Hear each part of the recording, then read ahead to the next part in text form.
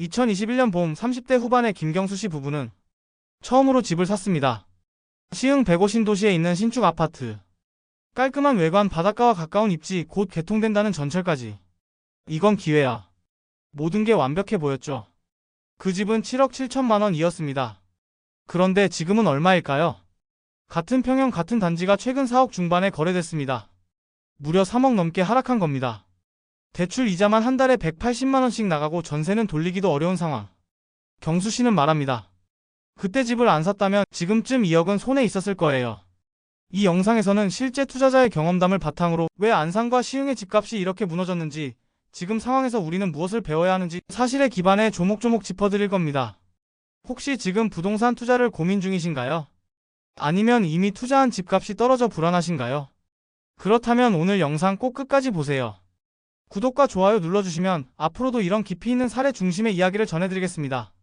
시흥 정왕동의 낡은 전세 아파트. 그곳에서 김경수 씨 부부는 12년을 살았습니다. 부부가 함께 맞벌이를 하며 아이를 키우고 전세 보증금도 천천히 올려가며 살아왔죠. 그러던 어느 날 아내 윤희 씨가 조용히 말했습니다. 우리도 이제 집을 사야 하지 않을까? 뉴스에서는 연일 지금 안 사면 벼락거지 된다는 이야기가 흘러나왔고, 직장 동료와 지인들은 이미 투자로 수천만 원씩 벌었다는 소문이 돌았죠. 그렇게 두 사람은 부동산 앱과 유튜브, 블로그를 뒤지며 집을 알아보기 시작합니다. 서울은 너무 비쌌습니다. 광명도 이미 넘사벽. 그러던 중 눈에 들어온 곳이 있었습니다. 바로 시흥 105 신도시. 신도시. 그 말 하나에 부부는 설레었습니다. 바닷가도 가깝고 전철도 들어온다고 하고 무엇보다 서울보다 훨씬 저렴한 7억대 아파트가 있었거든요. 2021년 초 부부는 드디어 결정을 내립니다. 105동에 있는 2017년식 전용 84의 고층 아파트를 7억 7천만 원에 계약. 대출은 4억 6천만 원. 전세 보증금과 예금까지 싹 다 끌어모아 자금을 마련했죠. 계약서를 쓰던 날 윤희 씨는 웃으며 말했습니다. 우리도 드디어 집이 생겼어. 아이한테 떳떳한 부모가 된 것 같아. 경수 씨도 조용히 고개를 끄덕였습니다. 그리고 놀라운 일이 벌어졌습니다. 계약 한 달 뒤 같은 단지 같은 평형 매물이 8억 6천5백만 원에 거래된 겁니다. 반년도 안 돼서 거의 1억 가까이 오른 셈이죠. 우리 타이밍 정말 좋았던 거 아니야? 부부는 웃었습니다. 호가는 이미 9억을 넘겼고 심지어 10억은 무조건 넘긴다고 장담하는 이들도 있었죠. 그때만 해도 부동산은 사기만 하면 무조건 오르는 자산처럼 보였습니다. 하지만 그 상승의 끝은 너무도 빨리 찾아왔습니다. 2022년 들어 분위기가 심상치 않았습니다. 금리가 오르기 시작했죠. 1% 되었던 기준금리는 3%를 넘어 올라갔고, 김경수 씨 부부가 낸 대출 이자도 월 180만 원을 훌쩍 넘기기 시작했습니다.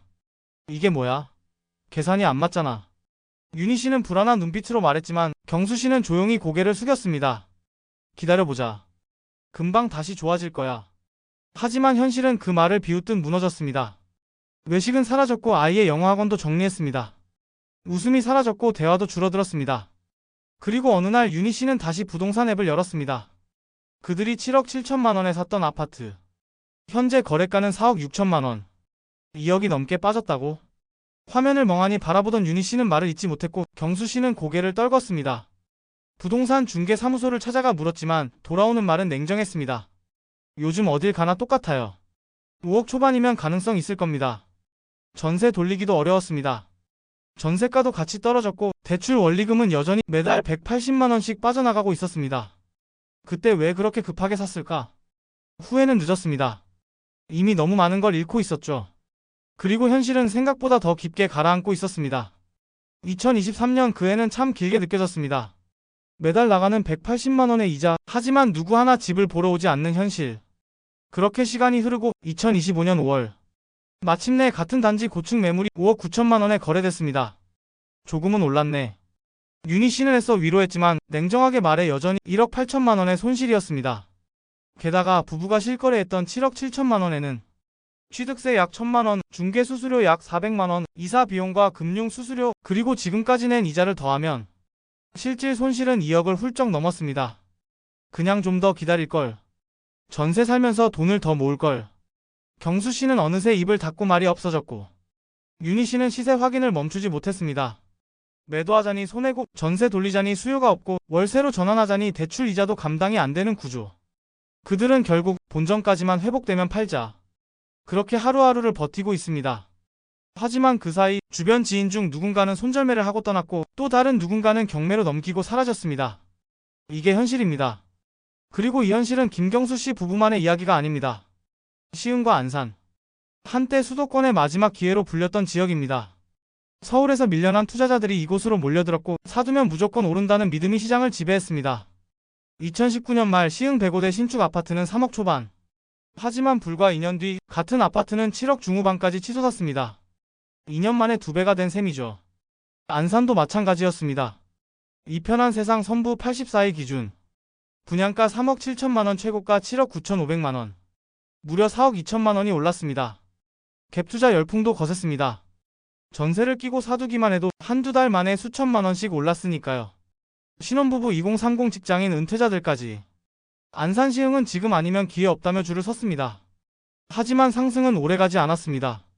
2023년, 2025년 실거래 시세를 보면 105대 아파트들은 고점 대비 3억 이상 하락했고 중흥 S클래스는 84이가 8억 7,500만원에서 5억 3천만원, 3억 5천만원이 증발했습니다.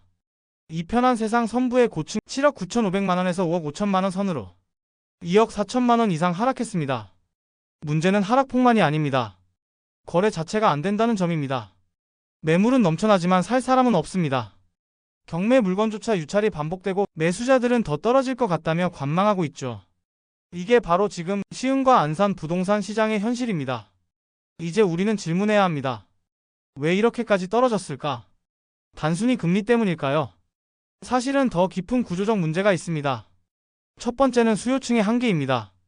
상승기엔 외지인과 투자자들이 몰려들었지만 하락기가 시작되자 현지 수요만으로는 가격을 지탱하지 못한 겁니다. 실제로 105 중흥선부동 같은 곳은 현지인 소득 대비 부담률이 높습니다. 고점에서 산 매물은 현지 수요자 입장에서 너무 비싼 집이 되어버린 거죠. 두 번째는 개발 지형과 인프라 부족입니다. 전철 들어온다, 서울대 병원 생긴다, 시화송도 연결된다. 이런 기대감은 있었지만 2025년 현재 그 약속들의 대부분은 지연됐거나 미확정 상태입니다. 투자자들은 3년 안에 급등을 기대했지만 이젠 최소 5년 이상은 기다려야 할지도 모른다는 불안감이 커졌습니다.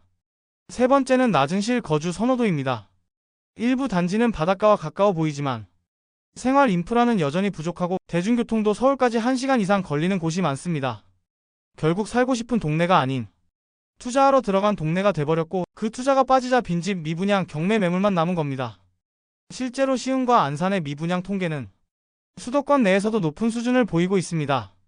특정 단지는 분양가에서 40% 이상 할인한 물건도 등장했지만 그조차도 거래가 안 되는 상황입니다. 이 모든 문제는 한 방향을 가리킵니다. 급등한 가격은 급락으로 이어질 수 있다. 부동산은 오를 때도 있고 떨어질 때도 있습니다. 그건 당연한 일입니다. 하지만 중요한 건 어떤 지역에 어떤 시기에 얼마나 무리해서 들어갔느냐입니다. 김경수 씨 부부처럼 지금 안 사면 기회 놓친다는 말에 조급하게 움직인 사람들. 그들은 지금 대출과 이자 떨어진 집값 사이에서 매일 마음이 무너지고 있습니다. 반면 지금 현장을 냉정하게 바라보며 기다리는 이들도 있습니다. 이들은 말합니다.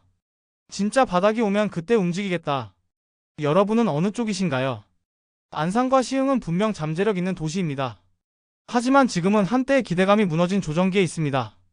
앞으로의 회복은 가능하겠지만 그 회복이 언제 어떤 방식으로 올지는 확신할 수 없습니다. 투자를 고려 중이라면 다시 한번 계산기를 두드려 보세요. 지금 그 매물이 정말 실거주로 살아도 괜찮은지, 대출을 감당할 수 있는지, 향후 수요와 인프라가 확실한지, 그리고 무엇보다 버틸 수 있는가? 그 질문을 스스로에게 꼭 던져보시기 바랍니다. 오늘 영상이 도움이 되셨다면 좋아요와 구독 꼭 부탁드립니다. 그리고 여러분, 혹시 여러분도 비슷한 경험이 있으신가요? 지금 투자한 집값이 떨어져 속상하신가요?